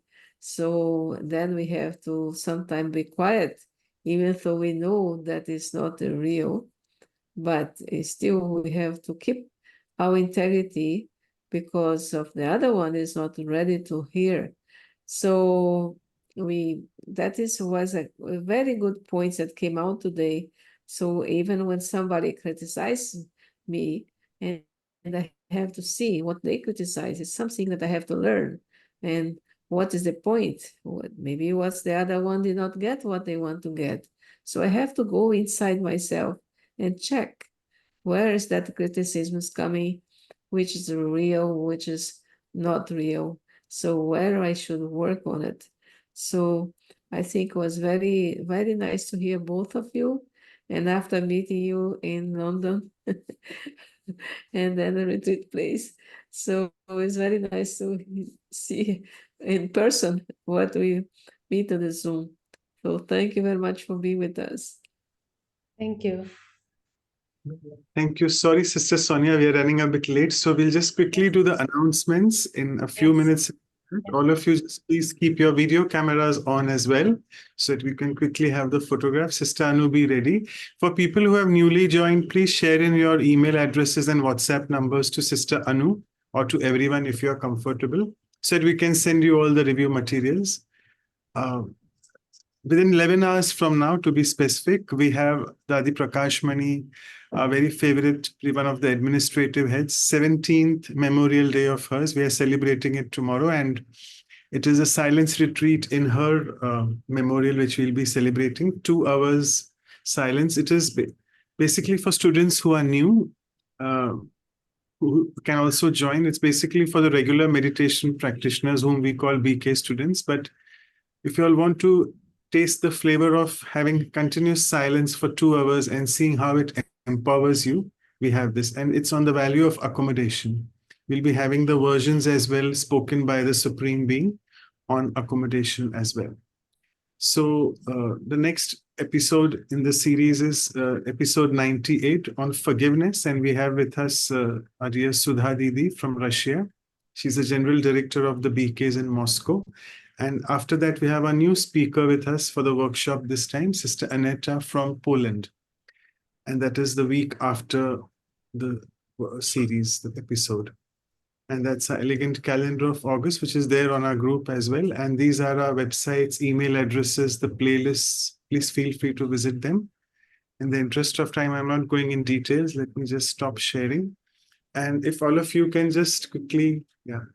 And we'll, after this photograph, go into the meditation mode. Yeah. Okay.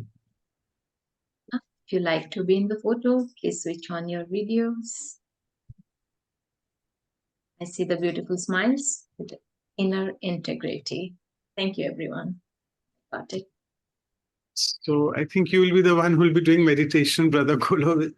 Perfect. On time, he left. He was there for the entire talk. So all is good in the drama. So over to you for the meditation. So let's take a deep breath.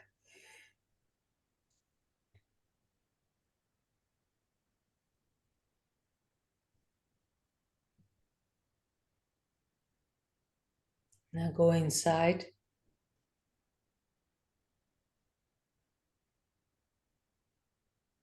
And I invite God to come.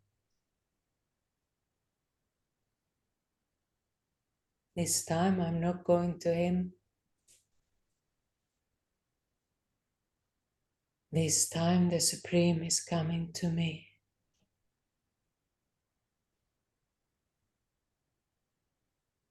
So I allow God's love and light to heal all the dark corners in my subconsciousness.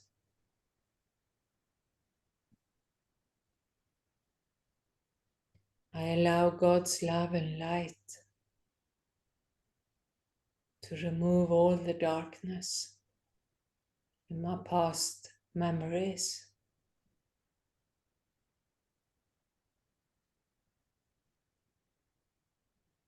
I allow God's love and light to chase all the shadows away.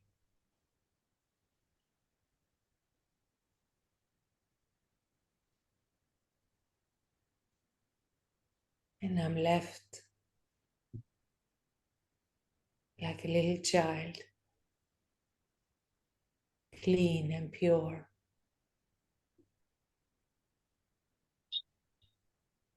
ready to be myself in all situations, ready to stand up for who I am, ready to take God's hand whenever I need to,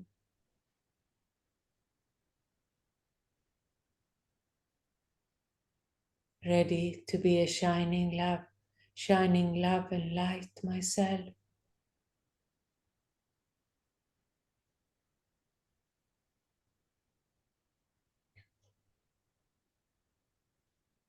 So shine this light into the world.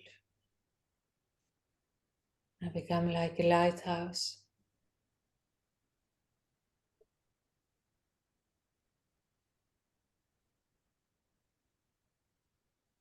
And I take a deep breath and come back. Om Shanti. Om Shanti. Thank you so much for your sharings and presence. Thank you. Thank you. Thank you so much, all of you. And have a nice day and a nice integrity week. Yes. Thank you. Bye-bye. Bye. See you again.